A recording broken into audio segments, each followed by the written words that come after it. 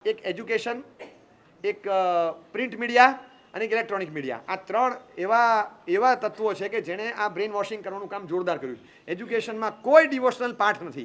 ડિવોશન્સને લઈ જાય એવી એક વાત તમે બતાવો ક્યાંય કે જ્યાં એજ્યુકેશન સેક્ટરમાં ક્યાંય if you find anywhere devotion, nothing like it. તમને કોઈ પાઠ તમને ડિવોશનનો ના મળે. એક પાઠ, એક પાનું તો બતાવો કે જ્યાં ડિવોશનની કોઈ સ્ટ્રીમ હોય. કશું જ નહીં. એ બધું ઘરમાંથી ક્યાંક શીખવાડે તો સ્તુતિ સ્તવન શીખી લેવાના, બાકી કંઈ ના મળે તમને. એક ડિવોશન પાઠ ન મળે, એક પ્રક્રિયા ન મળે, કશું જ ના મળે અને કોઈ ચીજ ન મળે. હમણાં મેં એક આર્ટિકલ વાંચેલો, પ્રિન્ટ મીડિયાની વાત કરું છું. I feel shameless looking at the young guys praying to God. Why is it so that every school starts with a prayer? બધા, oh Lord, make me an instrument of thy peace. Where there is hatred, let me sow love. Where there is darkness, light. આમ ચાલુ થઈ જાય એની prayer. એ પેલા ફાધરે કે બિશપે લખ્યું હોય બોલે રાખવાની. એને સમજણ એક આ છોકરાઓને કશી ગમ પડતી નથી. અને અમુક તો એવી પ્રેયર હોય ને, એ રટ્ટો મારીને લોગસને ઉવસે ગરમી જેમ બોલી જાય ને ભાન પડે જ નહીં, કશી પડે નહીં. એટલે એને કે થાય પીસ, એટલે થાય એટલે કે સાથળ દુખે નહીં. થાય એટલે THY. તને ખબર પડે કંઈ થાય એટલે શું? એ શું કહેવા માગે છે? એ ધી, ધે, ધાય, આ બધા શબ્દો અલગ છે. તો એ ગ્રીક કે લેટિન ફોર્મમાં આવે તોય ના ખબર પડે, ઇંગ્લિશ ફોર્મમાં આવે ખબર ના પડે એનો અર્થ. ખાલી બોલે રાખવાનું. અને એ માણસે લખ્યું હતું આર્ટિકલ કે આમ શેમલેસ ફીલ થાય છે કે આપણામાં આપણાપણું છે નહીં, કે બધું ભગવાન પાસે માગમાં કરીએ છીએ.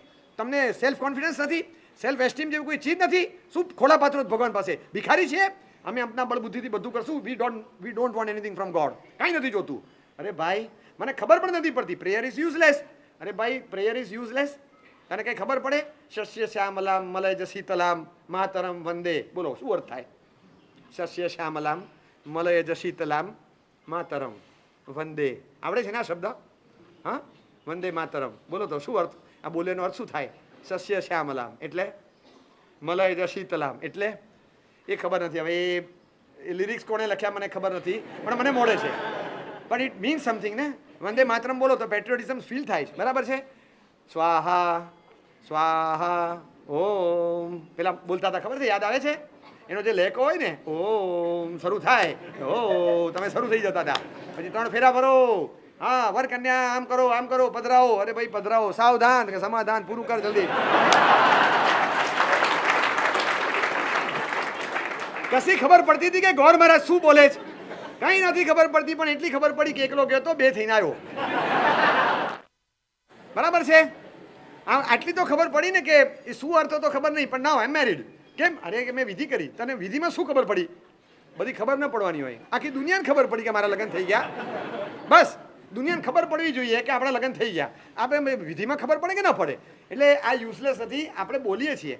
આ પ્રિન્ટ મીડિયાએ દાંટવાળું. એવા આધુનિક લેખકો નીકળ્યા છે જે ધર્મના રિચ્યુઅલ્સને આમ ખાંડતા હોય, રીસર આડા હાથે લેતા હોય. એ લોકો માટે સાધુ ભગવંતો એટલે બધા ભગવાનના બની બેઠેલા એજન્ટો કહેવાય. એમના માટે આડા હાથે લેતા હોય, આડા હાથે. પોતે બુદ્ધિશાળી છે અને અમને પણ એમની બુદ્ધિ માટે આનંદ છે, પણ બુદ્ધિનો ક્યાંય દુરુપયોગ ન કરાય. અને કદાચ હશે તમને કોઈ 4 નમૂના એવા મળ્યા પણ હશે જે આ વસ્ત્રમાં સરખા નહીં રહ્યા હોય, પણ બધા એવા નથી. તમે જોવા જાઓ કે એક વ્યક્તિ સમાજ ઉપર શું ઇમ્પેક્ટ લાવે છે, એવા હજારો છે. તમે જોવા ગયા છો સાચા સાધુઓ સંતો દુનિયામાં ક્યાં ક્યાં છે? આડે ધડ આજના બધા કહેવાતા પપ્પુ ધધુઓ એટલે પરમ પૂજ્ય ધર્મ ધુરંધરો. એ લોકો આડા હાથે લખે. આજના બધા સો કોલ્ડ પપ્પુ ધધુઓઝ, એ લોકો આવું બકવાસ કરે છે. લોકોને પોતાના હેપીનેસથી વંચિત રાખે છે, લોકોને પોતાના જાળમાં ફસાવી દે છે. એટલે એ લોકો રેશનલિસ્ટ મેં ભેજવું હોય, કદાચ રેશનલિઝમ વિચારમાં માને છે. કોઈ પણ વિચાર મને જે આવ્યો એ વ્યક્તિને મેં માનતો નથી, વ્યક્તિને અનુસરતો નથી, એ વિચારને અનુસરે. બસ હું તમને બધાને કહું છું કે હું તમને ખાસ કહું છું કે એમના વિચારોમાં ખેંચાતા નહીં. હું તમને કહું છું એમના વિચારમાં ઢસડાતા નહીં. તમે તમારા અંદરના અવાજને અનુસરો. અરે ભાઈ, પ્યોર રેશનલિઝમ હોય તો આ પણ ન કહેવાય. હું તમને કહું છું કે એમના વિચારને અનુસરતા નહીં, એનો મતલબ કે મારા વિચારને અનુસરો. ખ્યાલ આવ્યો? હવે પ્યોર રેશનલિઝમ હશે, કોર રેશનલિઝમ હશે, તો late him take the decision કે આને અનુસરવું કે નહીં, અને તારા વિચારમાં કોઈ દમ છે કે નહીં. લેટ હિમ ડિસાઇડ. એ કરશે ને નિર્ણય. તું આને નહીં અનુસરો એમ કહીને ultimately you are making him, compelling him કે તું મને અનુસર. આવું પણ રેશનલિઝમ ન હોય. આ એને વિચાર મહાન છે તો એનો પણ વિચાર મહાન છે. અનુસરવું હશે તો અનુસરવા માટે પણ એની પાસે કોઈક થોટ છે, એ પણ મહાન છે, કરવા દે. પણ એ ઘસડી જાય. આજના સો કોલ્ડ રેશનલિસ્ટ લેખકો હોય, બુદ્ધિજીવી લેખકો હોય, આસ્તિક મિજાજી હોય, પણ એટલું બધું ધર્મના રિચ્યુઅલ્સ માટે લખતા હોય, સંતો મહંતો માટે લખતા હોય, ધર્મની ક્રિયાઓ માટે લખતા હોય, આડા હાથે લેતા હોય, એટલે વાંચી વાંચીને એમ જ થાય કે ધર્મ કરનારા બધા ધતિંગ જ કરે છે. એટલે છે ને બ્રેઇન વોશ એનાથી થયું. એક તો એજ્યુકેશનમાં કાંઈ નહીં, બીજું આમાં અને ત્રીજા નંબરમાં સૌથી મહત્વનું ઇમ્પેક્ટ જે આવે છે ને એ સ્ક્રીન પ્લે ખતરનાક છે.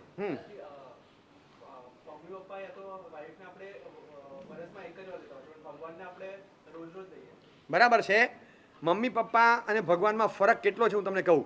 મમ્મી પપ્પાને પણ આપણે રોજ રોજ કંઈક તો આપીએ જ છીએ, વાઈફ હોય તો એને પણ રોજ રોજ કંઈક તો આપીએ જ છીએ, બરાબર છે. તો ભગવાનને જે આપીએ છીએ એ રોજ આપીએ છીએ, તમને બે વસ્તુ દેખાય. બાકી કેટલી વસ્તુ આપણે રોજ આપતા હોઈએ છીએ, તમે ગણતરી મૂકો. વર્ષે જે આપો એકવાર એ તો સ્પેશિયલ વસ્તુ, સ્પેશિયલ. બાકી રોજ કંઈક તો આપીએ જ છીએ ને, રોજ કંઈક તો આપીએ જ છીએ. એટલે રોજ રોજ બધે જ આપતા હોઈએ છીએ. લાગણી છે ને આપવાનું માપવાનું હોતું જ નથી. મારી વાત એ છે કે જ્યારે આ સ્ક્રીન પ્લે તમે જુઓ કે થર્ડ પોઈન્ટ એજ્યુકેશન, લિટરેચર અત્યારનું પ્રિન્ટ મીડિયામાં છપાતું, અને ત્રીજા નંબરમાં સ્ક્રીન ઉપર મૂવીઝના જે ટ્રેન્ડ છે ને, બરાબર હું જે તમને સમજાવું ને ધ્યાનથી સાંભળો, સમજો અને પછી એનાલિસિસ કરજો. 1990sની પહેલાંના મૂવીઝ હતા, એ મૂવીઝ એવા હતા 1980s પહેલાંના, 1960sના, 70sના, જેમાં છે ને ભાવો હતા. એન્ટરટેનમેન્ટ ચોક્કસ હશે, ખરાબી પણ હશે, પણ છતાં અંદર છે ને અંદર અલગ પ્રકારના ફિલોસોફિકલ ટ્રેક હતા. ફિલોસોફિકલ ટ્રેક આપણે ત્યાં છે ને 12 ભાવનાઓ આવે. અનિત્ય ભાવના, અનિત્ય ભાવના એટલે કશું ટકશે નહીં. એક ખાલી આમ સવારના ઝાકળનું બિંદુ પડ્યું, હવા આવી, ઝાકળનું બિંદુ સુકાઈ ગયું, બસ આ તમારું જીવન. આજે છે કાલે નથી. જીવનમ જલબિંદુ તરલમ, આવા બધા શ્લોકો હોય. બસ આમ ઝાકળના બિંદુની જેવું ચંચળ તમારું જીવન છે, ભરોસો ના રખાય. બસ આ અનિત્ય ભાવના થઈ, ખબર છે. હવે તમે જો એની સાથે તમને સરખાવું, એક પવન કા ઝોકા આયા, તૂતા ડાલી સે ફૂલ, ના પવન કી ના ચમન કી, કિસકી થી ये ભૂલ. અનિત્ય ભાવના દેખાય તમને, છે પ્યોર ફિલોસોફી. હવે બીજી અષણ ભાવના, મોતની સામે કોઈ નહીં બચાવે, તમને બધાથી કોઈ બચાવશે. કૂતરાથી કોઈ બચાવશે, શત્રુથી કોઈ બચાવશે, સ્નેક્સથી કોઈ બચાવશે, લેણદાર ઘરે પૈસા લેવા આવ્યો જેનાથી કોઈ બચાવશે, એક્સિડન્ટ થાય તો ડૉક્ટર બચાવશે, ઝઘડો થાય તો વકીલ બચાવશે, વાળ વધી જાય તો હજામ બચાવશે, પણ મોત આવે ત્યારે કોણ બચાવશે મને કહો. અરે તમને કહું ધોળા વાળ આવે તો ડાઈંગ કરનારો બચાવશે, પણ જ્યારે શ્વાસ બંધ થાય ત્યારે કોણ બચાવશે. બ્લોકેજ આવે તો બાયપાસવાળા બચાવશે, ડૉક્ટર બચાવશે, એપેક્સ કે એપિક બચાવશે, પણ જ્યારે બંધ થઈ જાય ધબકારા ત્યારે રિસ્ટાર્ટ કોઈ નથી કરી શકતું. ત્યારે કોણ બચાવે? ત્યારે કોઈ બચાવી નહીં શકે. બધા રડી રડીને જિંદગી પૂરી કરીને જાય છે. એટલે મહેરબાની કરીને એવું જીવન જીવો કે મોત આવે તો પણ હસતા હસતા જઈ શકાય, જરાય પીડા વગર સમાધિપૂર્વક મૃત્યુ પામીને સદગતિ મળે. મોતથી કોઈ બચાવનાર નથી, પ્યોરલી અષણ ભાવના.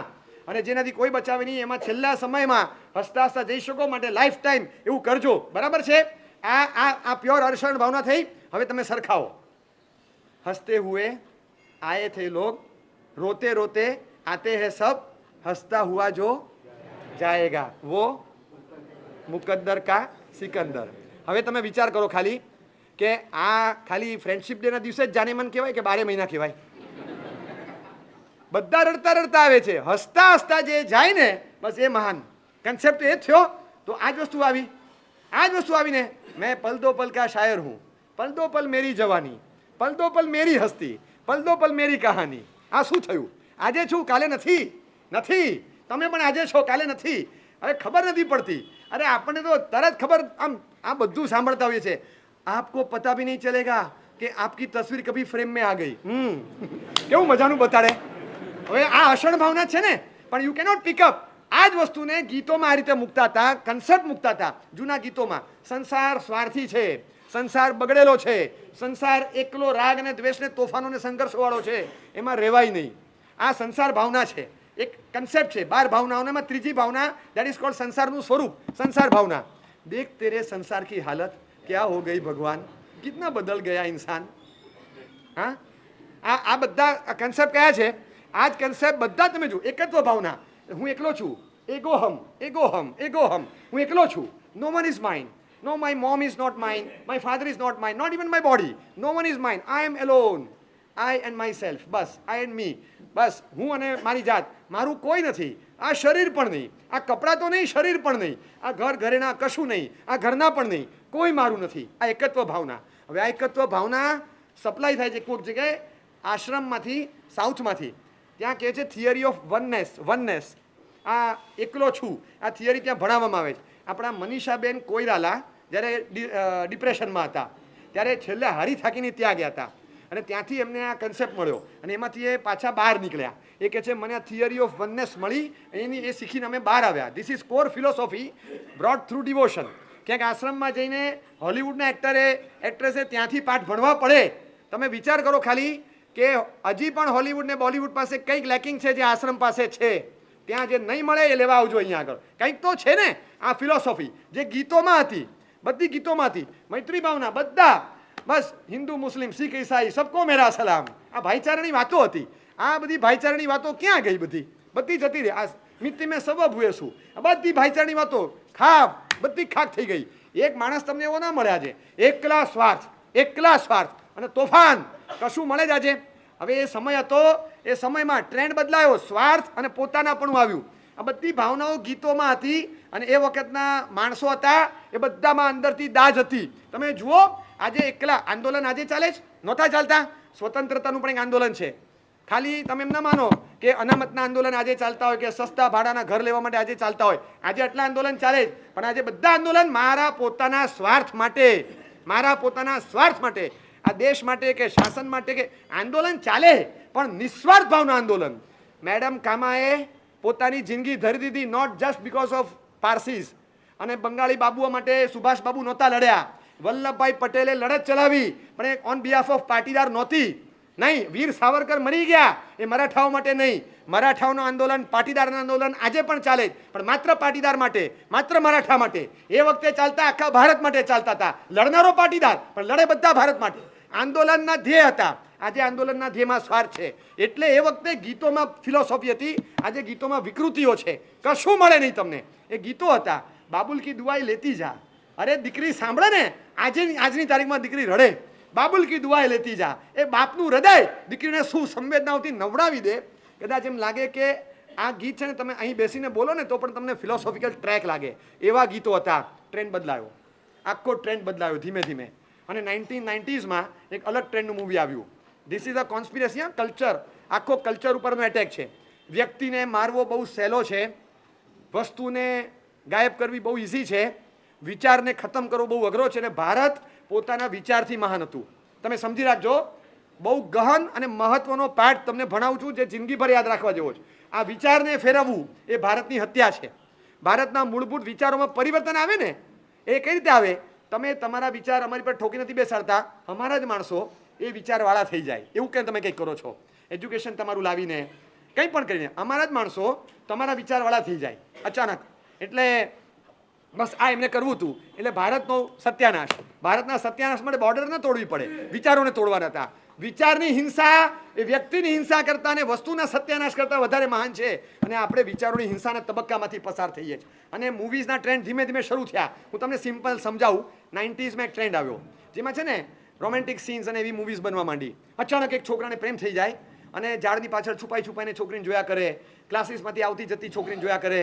એ છોકરી દરવાજામાંથી, બારીમાંથી, તિરાડમાંથી શરમાઈને જોયા કરે. આંખો મળે તો ગભરાઈને ભાગી જાય. આ શરમની સાથેનો પ્રેમ. બેશરમ પ્રેમ તરત ના આવે કારણ કે એ વખતે હજી શરમ હતી. એટલે એ બેશરમ પ્રેમ ના આવે, પેલા શરમ સાથેનો પ્રેમ 1990sમાં આવ્યો. અને પાછું હોય કેવો, જમીનદારની છોકરી અને ખેડૂતનો દીકરો, એ બે વચ્ચેનો પ્રેમ બતાડે. કારણ કે હવે જ્ઞાતિવાદ, સરખાએ લગ્ન કરવા, કાસ્ટમાં જવું, આ બધા ભૂખા કાઢીને ઇન્ટરકાસ્ટ ને બધું સબ સમાન જેવું લાવવું હતું. હવે એ થિયરી લાવવા માટે પહેલાં સ્ક્રીનમાંથી સપ્લાય કરવી પડે સમાજમાં, એટલે માઇન્ડ વોશ થાય. બરાબર? જૂના માથાઓ જલ્દી ભૂસાય નહીં કારણ કે રિજિડ લાગે. આ નવા માથાઓમાં તો જે આપણે નાખવાનું બાકી જ, હું તેલ નાખું, કોપરેલ નાખું, દિવેલ નાખું, હું જે નાખું એ જ જવાનું અંદર કોપડીમાં, તો હું મારું જ નાખું. એટલે સ્ક્રીન ઉપરથી સપ્લાય થયું. અને પછી તમે જો 90sમાં ઢગલાબંધ મૂવીઝ એ ટ્રેન્ડ ઉપર બન્યા. એ છોકરીને છોકરા વચ્ચે એવો પ્રેમ હોય, છુપાઈને ખેતરમાં મળે, છુપાઈને ગામની બહારના મંદિરમાં મળે, અને પછી અચાનક એના બાપાની જીપ બહારથી નીકળે અને પછી લાકડી લઈને દોડે, લાકડી લઈને પછાડે. એ છોકરાને 4 માણસો પાસે પકડાવી અને માર મરાવે, લોહી લુહાણ કરાવી નાખે. પેલી છોકરી બિચારી હિપકા ભરીને રડે, અરે આને બિચારાને મારા પપ્પા એટલો બધો માર્યો. અને પછી છોકરીને ધમકાવે, ખબરદાર જો આની પાછળ ગઈ છે તો આને કહી દે તારી લાશ ના પણ ટુકડા કરી નાખીશ જો મારી છોકરી પાછળ નજર બગાડી છે તો. જે ધમકાવે. હવે અસલી પ્રેમની કસોટી કેવી હોય એ તમને બતાડે. અને પછી અચાનક છોકરો કંઈક એવું કરીને બતાડે છે કે એના છોકરીના બાપ કન્વિન્સ થઈ જાય છે કે નહીં ખરેખર પ્રેમ અમર છે. છેલ્લે છોકરી પણ એટલું બધું રડે છે, ખાવાનું બંધ, પીવાનું બંધ, વાતો બંધ, રૂમની બહાર ન નીકળે, એવી થઈ જાય. છેલ્લે બાપનું હૃદય કન્વિન્સ થઈ જાય અને છેલ્લે પપ્પા કહી દે, જા સુમિરન, કહી દેવાનું. આ આખો ટ્રેન્ડ છે. તમે જોજો, ધીસ કેમ ઇન 90s. ત્યાં સુધી પપ્પા તો તમને તાલિબાની લાગે, તાલિબાની એવા પપ્પા બતાડ્યો. પેલા પપ્પા બતાડતા કેવા બતાડતા. એ વખતે છોકરી બચારી સાવ દુબળી પાતળી હોય, સાસુ એની પર અત્યાચાર કરતા હોય. 90sમાં બધું શરૂ થયું કે ફેમિલી વેલ્યુઝના ભાંગીને ભૂકા કરી નાખ્યા. પપ્પાને મમ્મી પ્રત્યે જે લગાવ હોય એ પહેલાં હતું, મેરે પાસ માં હે, આ બધું 90 પહેલાંનું, બરાબર છે. પછી બાપ ને બાપ, માને માં, બધાને પથ્થર ફાડીને હું મારી જિંદગી જીવી લઈશ. આ ટ્રેન્ડ આખો 90sમાં આવ્યો. માતૃભક્તિ ને પિતૃભક્તિના કન્સેપ્ટ પણ છે ને પહેલાં હતા અને મેજર મૂવીઝ આવી બનતી. માં દેશની ખાતર, માં ભૂમિ માતાની ખાતર અથવા તો માતાની ખાતર મરી ફીટતા, આ રીત થઈ જતું. પણ હવે જે ટ્રેન્ડ આવ્યો ને આખા ફેમિલી વેલ્યુઝને પલટાવવાના, એટલે આખો ટ્રેન્ડ ફરતો ગયો. આ બ્રેન વોશિંગ, વિચારોની હત્યા કરી રીતે થાય તમને સમજાવું. એક એક મમ્મીઓ એવા બતાડે કે જાણે કંઈ સમજણ નથી, પપ્પા તો જાણે તાલિબાની મિજાજવાળા બતાડે. એમ જ થાય કે દીકરી બિચારી કેટલી બધી સફોકેટ થાય છે, આ બાપને ખબર નથી, અક્કલ નથી આવતી. આવું હોય. વહુ હોય બિચારી, અને સાસુ એવી ડોમિનેટ કરનારી બતાડે, તમને એમ લાગે સાવ દુબળી પાતળી ગવાર જેવી, અને સાસુ લલિતા પવાર જેવી એવી બતાડે. અને તમે બધા કેરેક્ટર એવા બતાડે, તમને અંદરથી થાય કે જો મારું ચાલે ને, હું વકીલ બનીને ફ્રી ઓફ કોસ્ટ આ દીકરીનો કેસ લડી આપું. હા, અને પછી છે ને વુમેન એમ્પાવરમેન્ટની વાતો ઊભી કરવાની હોય તો પહેલાં વુમેન ઇઝ ડિસએમ્પાવર્ડ એવું બતાવે, એવું બતાડે. આ ધીમે ધીમે ટ્રેન્ડ આવ્યો અને પછી મન ફાવે એની સાથે ભાગી જવાનું, મન ફાવે એની સાથે લગ્ન કરવાના, પેલા લગ્નની ચોરીમાંથી ઉઠાવીને ભાગી જવાનું. આ બધા ટ્રેન્ડ ત્યાંથી બતાડ્યા અને આ પ્રથાઓ જે આવીને એ રિયલ લાઈફમાં પછી દેખાવા માંડી. પછી 1990 થી 2000 સુધી આ ચાલ્યું. 2000 થી 2010 પાછો એક ખતરનાક ક્રેઝ ચાલ્યો. એમાં ધાર્મિક આસ્થા ઉપર આક્રમણ થયું. એમાં પીકે આવે, OMG આવે, બસ મૂર્તિઓ કો તોડ ડાલો, બકવાસ, એવા બધા કન્સેપ્ટ આવ્યા. એ 2000ની સાલ ભાઈ. પહેલાં ફેમિલી વેલ્યુઝ તોડી, પછી સ્પ્લિટ, ફેમિલી છૂટા પડી ગયા, ભાઈઓ છૂટા પડી ગયા, પપ્પા મમ્મીથી દીકરો છૂટો પડી ગયો, ભાગીદારી તોડી નાખી. એટલે બધા એક દેશ છોડીને બીજા દેશમાં ભાગી ગયા. એટલે આ બધું છે ને એવી રીતે લાવ્યું કે જે સીધું સોસાયટીમાં ઇમ્બાઇબ થઈ શકે. એ જ વસ્તુ અંદર આવે. બધું આ રીતે નાખીને તમારામાં મસાલેદાર વસ્તુ, કોમન ક્રેઝ જે હોય એ બધું જુદું. પહેલાં નહોતું ખરાબી એવું નથી કહેતો, પણ મોર ઓવર ફિલોસોફી ઘણી આવતી. હવે તમને ફિલોસોફીનું નામ ન મળે. હું તમને 25 ગીતો કહું કે જે ગીતો પર હું આખી પીવાયસ લઈ શકું. બોલો, આજે મને એક ગીત કહો કે કઈ ગીતની પંક્તિ પર હું પીવાયસ લઈ શકું. એ ગીતની પંક્તિ, it means something, it carry some philosophical weight. આજે કશું જ નથી, કશું છે જ નહીં કાંઈ. બસ એક કે લવારા હોય એકલા, એવા બકવાસ એવા ગીતો બનાવેલા હોય કે આપણને શરમ આવે.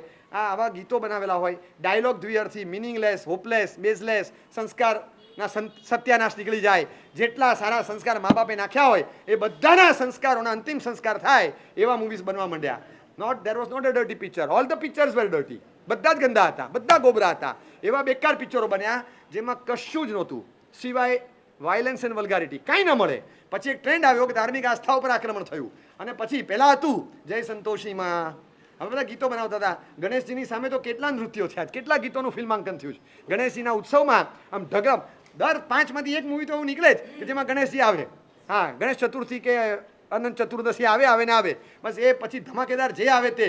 પછી છેલ્લે જે પણ આપણી તાકાત છે એ ઇન્વિઝિબલ ફોર્સના આધારે છે. એટલે તમને બતાડે કે ક્યારે પણ એવું જ્યારે બતાડે ને ત્યારે કેવું હોય કે પહેલાં બતાડતા કે છેલ્લે એનામાં ખુન્નસ આવ્યું હોય ને તો પછી પેલું માતાજી પાસે જાય અને માતાજીના ત્રિશૂળ પાસે આમ હાથ ધરી આમ લાલ તિલક કરીને પછી જાય, એઝ કે મને માતાજી આશીર્વાદ આપે છે, હું ભૂકા કાઢી નાખીશ. તમે સમજ્યા?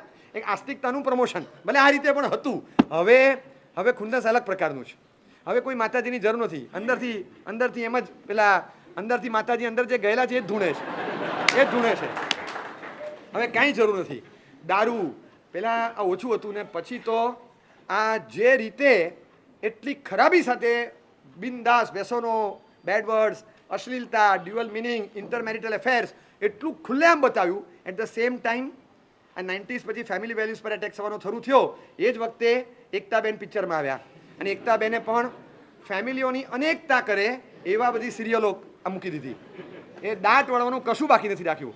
દાંત એવો વાળ્યો છે ફેમિલી વેલ્યુઝ ખતમ થઈ જાય એવા કન્સેપ્ટ એમણે વહેતા મૂક્યા. સેન્સર બોર્ડ સીનને જુએ છે અને is the scene worth you or not એટલું જ જુએ છે. Meaning between the lines, meaning તમે મેસેજ ગિવિંગ જે હોય એ મેસેજમાં પણ અશ્લીલતા હોય ને ઘણીવાર.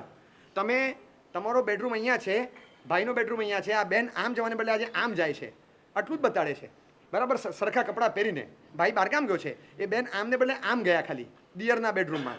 હવે આ મેસેજ ઊંધો નથી જતો? કોઈ સેન્સરશિપ અહીંયા લાગુ પડે જ? બોલો. મેસેજ વર્ડ સેન્સર છે, સેન્સર કરવા જેવો મેસેજ છે, પણ સેન્સરશિપ અહીંયા લાગુ પડતી નથી, because our censorship has no sense. કોઈ સેન્સલેસ સેન્સરશિપ છે, એ દ્રશ્યને જુએ છે, મેસેજ કેવો જાય છે, અંદર વેલ્યુઝને ખતમ કરે એવો મેસેજ જાય છે, એ નહીં જોવાનું. કપડાં કાઢીને જાય તો ના ચાલે, કપડાં પહેરીને પછી જે કરવું એ કરે, પછી અંદર શું કર્યું એ એઝ્યુમ કરે છે. આપણે બતાડ્યું ક્યાં? આપણે ક્યાં બતાડ્યું? તે યુ આર એઝ્યુમિંગ. તો સમજી રાખો, આપણે બતાડતા નથી, પણ એઝ્યુમ બધા એ જ કરે છે કે અંદર શું ચાલે છે. હવે એઝ્યુમ કરે છે, સમજી લેવાનું કે બહુ સરસ એક કોટ છે કે we are responsible not just for what we speak but also for what the people understand. તમે સમજ્યા? હું બોલું એના માટે નહીં, લોકો સમજે એના માટે પણ હું રિસ્પોન્સિબલ છું.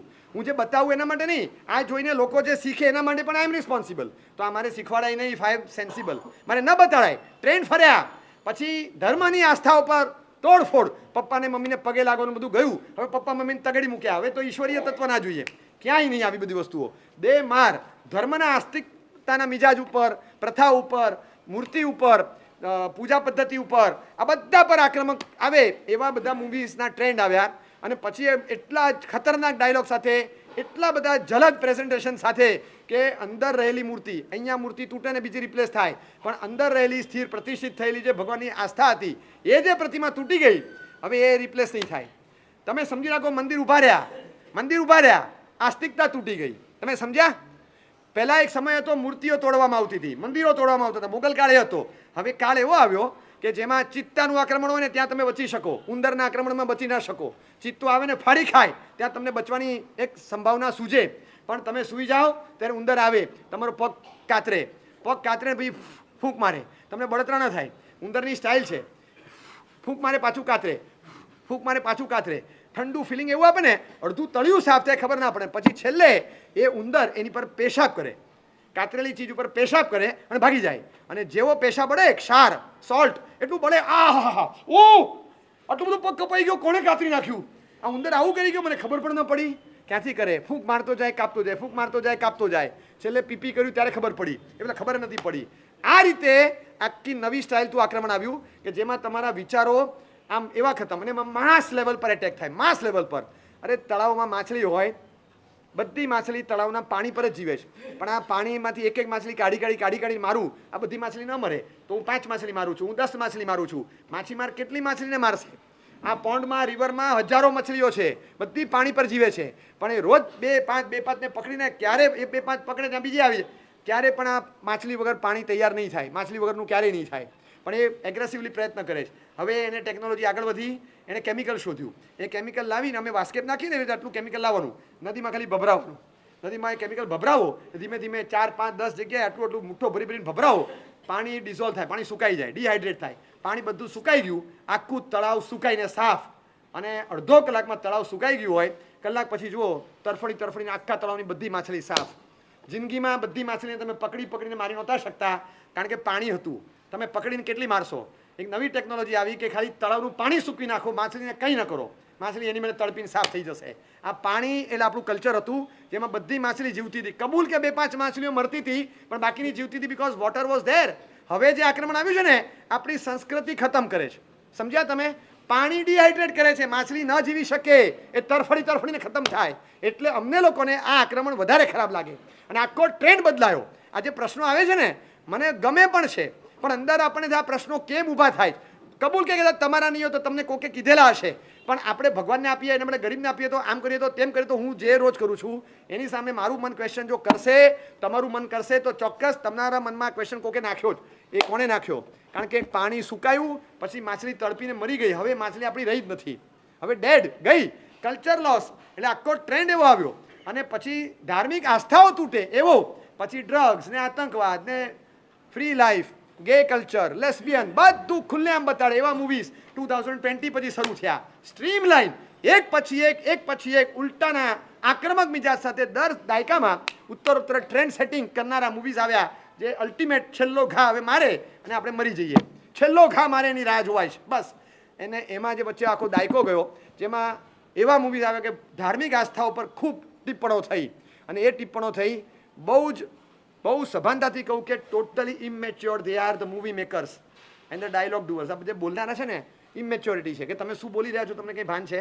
તમે કદાચ એક મૂવી મેકિંગ કરો છો પણ તમને ખબર છે હજારો લાખોની સંવેદનાઓને તોડો છો તમે. તોડ દો ઇન પુતલો કો. આ પરેશભાઈ બોલતા હતા OMGમાં.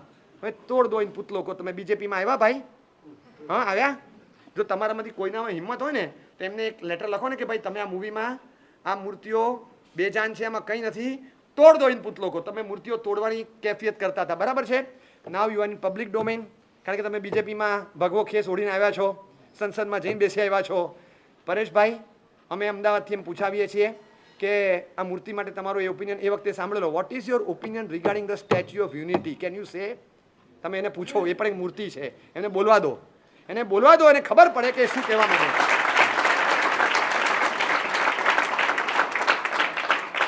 ત્યારે એને ખબર પડશે, ત્યારે ખબર પડશે. આટલો આપણે પ્રક્ષાળ કરીએ છીએ આખા અમદાવાદમાં, આખા ભારતમાં આટલું બધું પ્રક્ષાળ થાય, આટલું બધું દૂધ આપણે નાખીએ, કેટલું વેસ્ટેજ જાય ને, બરાબર. તમને ખબર છે અમે વિહાર કરનારા છીએ. સવારે રોજ એક દ્રશ્ય જોતા આવીએ છીએ અમે. તમે નહીં જોયું હોય કદાચ. સવારે વહેલા, તમે તો સવારે વહેલા ક્યારે જુઓ? અમે ક્યાંક જતા હોઈએ ને ત્યારે જોઈએ. તમે નવરાત્રિના દિવસોમાં સવારે 5 વાગે ક્યાંકથી આવતા હો ત્યારે તમને દ્રશ્ય જોવા મળે. કારણ કે એક સમય છે કે જ્યારે વહેલા વિહારમાં અમે તમે ભેગા થઈએ, બરાબર. બાકી તો સવાર આપણી ક્યાં પડે? હા, એટલે અમે અમેરિકન માણસોને મળતા હોઈએ, કારણ કે અમારો દિવસ હોય ત્યારે તમારી રાત પડતી હોય, એટલે અમે અમેરિકન માણસોને સવારે મળતા હોઈએ. અમે જતા હોઈએ અને સવારે નાસ્તા ચાલતા હોય, ગરબાના ડ્રેસ જોઈએ ખબર પડી જાય કે આ આપણા જે ચામસીભાઈ ચંપાબેન બધા ક્યાં ગયા હતા ખબર પડી જાય તરત. હવે આ બધા રમવા ગયા હોય, ઝૂમવા ગયા હોય. હવે તમને કહું કે સવારે રોજ તમે જુઓ લાખો કરોડો ચાની લારીઓવાળા છે ભારત દેશમાં. લગભગ બધા ચાવાળાની એક સિસ્ટમ છે. પહેલા કપ ચાનું શું કરે છે ખબર છે ને તમને? ધરતી પર રેડી દે, ખબર છે? રસ્તામાં બધાએ જોયું છે. અમે તો હજારો વાર આ દ્રશ્યો જોયું છે. લગભગ એક વિહારમાં 4 વાર જોઈએ. અને આમ રેડેલી ચા પણ જોઈએ, રેડાતી ચા પણ જોઈએ, અને ready for pouring it down. અને મને થાય કે 5 રૂપિયા 10 રૂપિયાનો કપ. અરે ભાઈ, રોજના સમજો કે 30 લાખ ચાવાળા છે અને રોજના એક કપ ચા 5 રૂપિયાનો એનું કોસ્ટ ગણીએ, પ્રાઇસ ન ગણીએ, તો પણ રોજના 1.5 કરોડનું નુકસાન થયું. મહિને કેટલા કરોડ થાય? 45 કરોડ. 12 મહિને કેટલું થાય? અને એક કપ ચા એને કરતાં ગરીબોને આપી દેવી જોઈએ ને, બરાબર છે. તો આ ચાવાળા બધું કરે એને કહેવા જોઈએ ને કે તમે નાખી દો છો. એના કરતાં પ્રક્ષાળની વાત પછી પહેલાં ચાવાળાને સમજાવીએ, કારણ કે દુનિયામાં બધા સમજે, ચાવાળો ક્યારેય ન સમજે.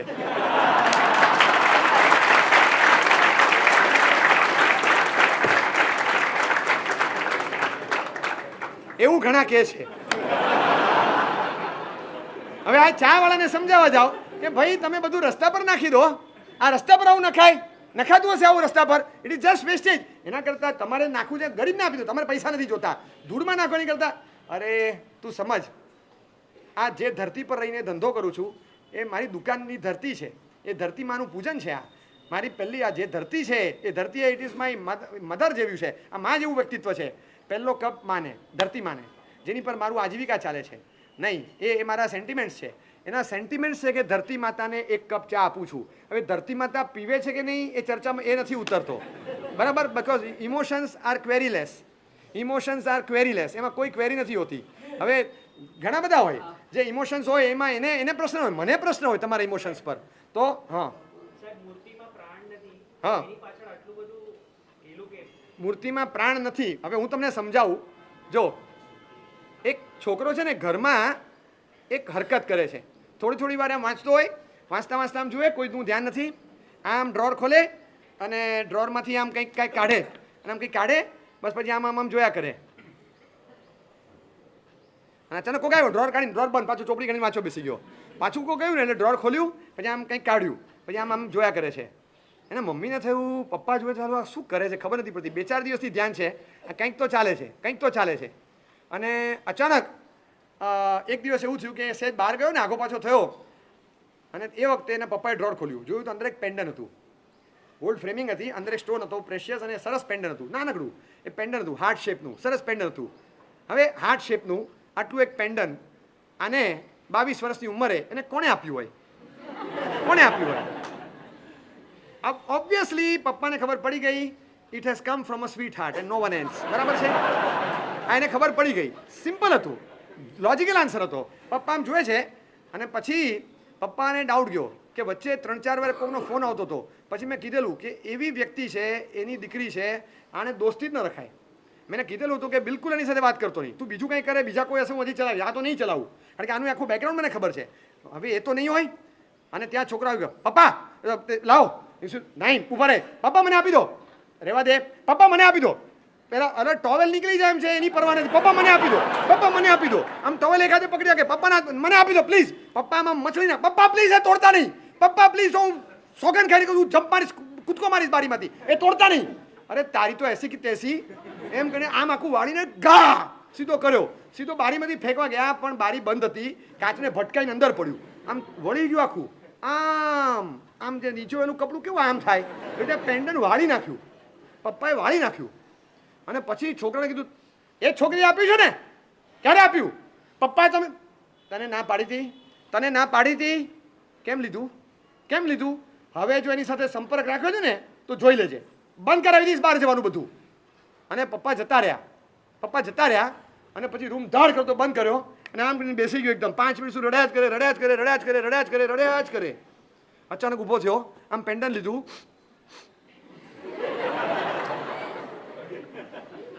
આમ સરખું કરવાનો પ્રયત્ન કરે છે, વળતું નથી. સ્ટોન બહાર નીકળી ગયો, હાર્ટ બહાર નીકળી ગયું. યુ નો હાર્ટ હતું ને, હાર્ટ બહાર નીકળી ગયું. આમ જેટલું કરવા જાય આખું વળી ગયું છે. આ પપ્પા કેટલા ફિલિંગ સાથે તમારી સિક્યોરિટી મને કંઈક કહે છે, કોઈ અસર નથી, બરાબર છે?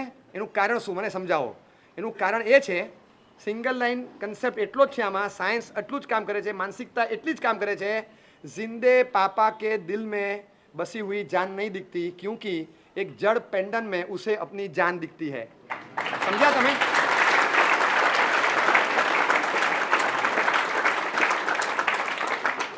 એક 22 વર્ષના છોકરાને આટલા એક જડ પેન્ડનમાં પોતાને અંદર કોકનો જાન દેખાય છે, પોતાની જાન દેખાય છે, તો જેની પાસે ડિવોશનલ સ્ટેટ છે, સ્ટેટ ઓફ માઇન્ડ, ભક્તિ છે, એવા ભક્તને પથ્થરની પાષાણની જળ મૂર્તિ જે આપણા માટે છે એમાં એને ભગવાન દેખાય કે ના દેખાય? તમે કયો.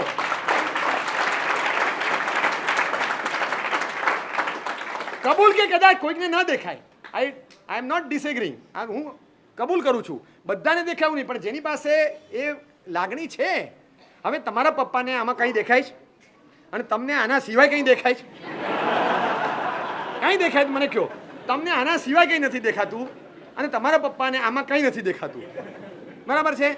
તમારા પપ્પા માટે આ વસ્તુ પણ નથી અને તમારા માટે આ વિશ્વ કરતાં વધારે હોય, મોટી કિંમતી ચીજ છે. હા, જાન સે બી બડી પ્યારી હૈ, જગત સે બી બડી ન્યારી હૈ, આવી ચીજ છે. અને આ કે તો બેકાર વસ્તુ છે, ફેંક, કચરા ટોપલીમાં નાખી દે. કચરા ટોપલીમાં હું બાપાને નાખી દઉં, આને ન નાવા દઉં, બાપાને નાખી દઉં, બાપા જતા રહે, આ ન જાય. આ તો કેવી ચીજ છે, આ મરડાઈ ગયું તો આપણે રાત્રે ઊંઘ નથી આવી.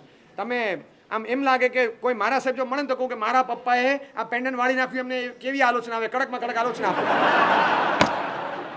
મૂર્તિ તોડેને જે આલોચના આવે એની કરતા પણ આ ભયંકર પાપ કર્યું છે મારા પપ્પાએ, એમને કડક 11-15 આંબેલ આપી આલોચનામાં. કેટલું ભયંકર પાપ કહેવાય, કારણ કે આ એને અંદરથી ખેદ છે.